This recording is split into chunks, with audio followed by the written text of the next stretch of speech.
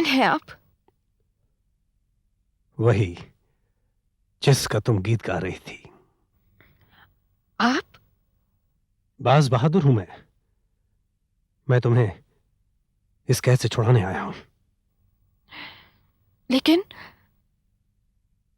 मुझ पर भरोसा रखो।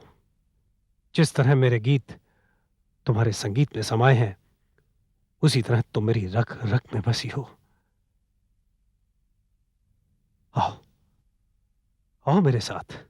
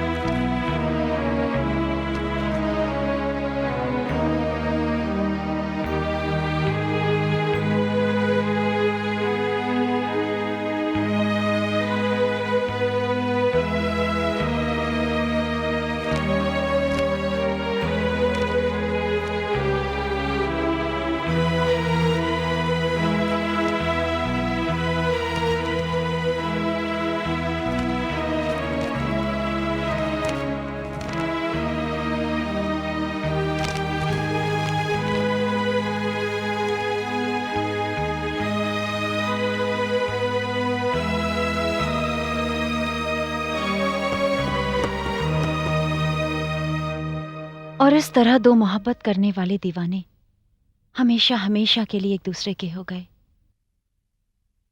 बाज बहादुर के गीतों के जरिए रूपमती की खूबसूरती की शोहरत मुल्क के कोने कोने तक पहुंची, यहां तक कि यहां के शाही महल में भी रूप के चर्चे होने लगे।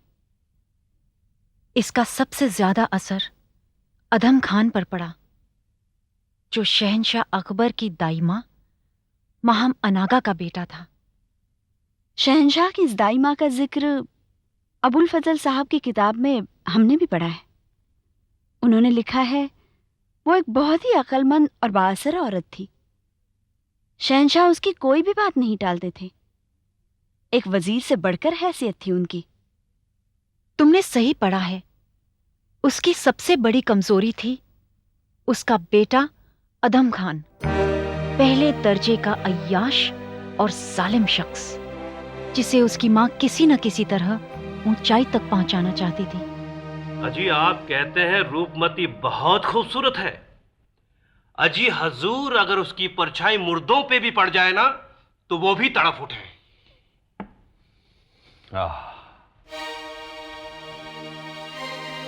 कहते हैं वो चलती फिरती कयामत है। जब से गाने वाले की आवाज में मैंने उसके हुस्न की तारीफ सुनी है, बस उसी दिन से वो मेरे दिलो दिमाग पर छा गई है। दीवाना हो गया हूं मैं तुगलक, दीवाना। हम उसे किसी ना किसी तरह हासिल करना चाहते हैं, पर कैसे? कैसे तुगलक, कैसे? हजूर आपके लिए यह काम कौन सा मुश्किल है? आप अपनी ताकत से वाकिफ नहीं। आप हजूर शहंशाह की दाई मां के सगे बेटे हैं। शहंशाह इस तख्त के मालिक और आपकी मां बिना तख्त की सरकार है। बेवकूफ! क्या मैं अपनी अम्मी जान से यह कह सकता हूं कि मैं रूपमती को अपनी हवस का शिकार बनाना चाहता हूं? नहीं समझे हजूर, आप बिल्कुल नहीं समझे। मेरा कहने का मतलब यह था कि आप महिम साहिबा से यह कहकर बादशाह को इस बात के लिए राजी कर दें कि वो आपको मालवा भेजें और मैं आपके साथ जाऊंगा। फिर देखिए वहां जाने पर मैं आपकी कैसे मदद करता हूं। तुगलक, तुम पर नशा सवार है। तुम नहीं जानते तुम क्या कह रहे हो। दिमाग से खाली। मेरी अम्मी हसरत मुझे मालवा कैसे भेज सकती है? मालवा हमारी सल्तनत में है ही नहीं। मैं पूरे होश में हूं हजूर। शहंशाह मालवा को फतह करके वहां के सुल्तान बाज बहादुर को अपना गुलाम बनाना चाहते हैं। ठीक है, मगर इन सब बातों का ताल्लुक रूपमती से क्या है? भले ही रूपमती से ना हो, लेकिन आपसे जरूर है। एक बहादुर सिपाही की तरह मालवा की फौज पर हमला करने वाले सिपा सलार बनने की आप अपनी खिदमत पेश कर सकते हैं। वाह वाह तुगलक, क्या तरकीब सोची है तुमने। शाबाश शाबाश तुगलक। मैं अभी अम्मी जान के पास जाता हूं और उनके सामने ये दरख्वास्त पेश करता हूं। नहीं, इस समय आप नशे में हैं। बना का बनाया सारा खेल खत्म हो जाएगा। हाँ, तुम ठीक कहते हो तुगलक। हाँ, तुम्हारा दिमाग कमाल का काम कर रहा है। ठीक है, मैं कल सुबह होते ही उनके पास जाऊंगा।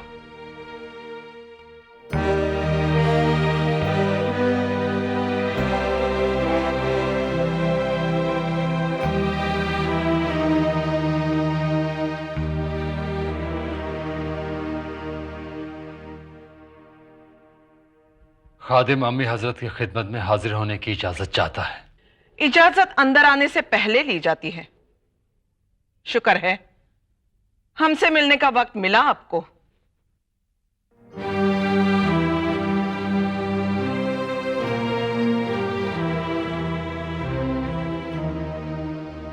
आप मुझसे कुछ नाराज नजर आ रही हैं।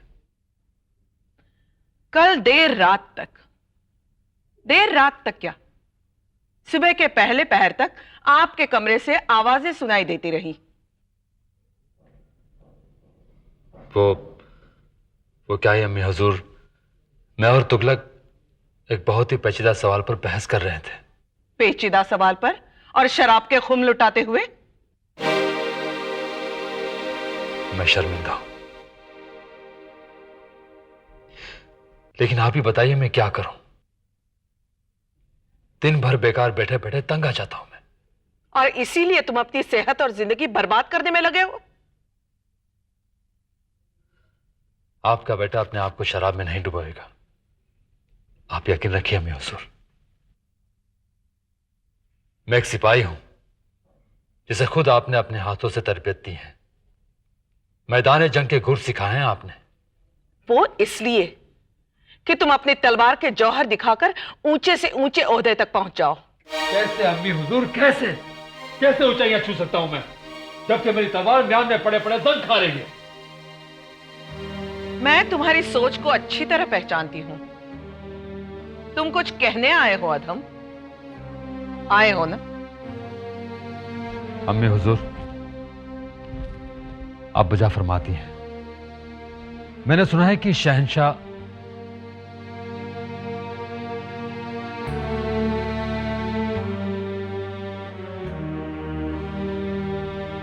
अब कहो। मैंने सुना है कि शहंशाह मालवा पर चढ़ाई करने की पूरी तैयारी कर रहे हैं। उनके पास कोई चारा भी तो नहीं। रोज मालवा से परेशान कर देने वाली खबरें आ रही हैं। वहां के सुल्तान बाज बहादुर की बेपरवाही और रियाया की बदहाली के बारे में। काश मुझे इस मुहिम की सरदारी करने का मौका मिलता।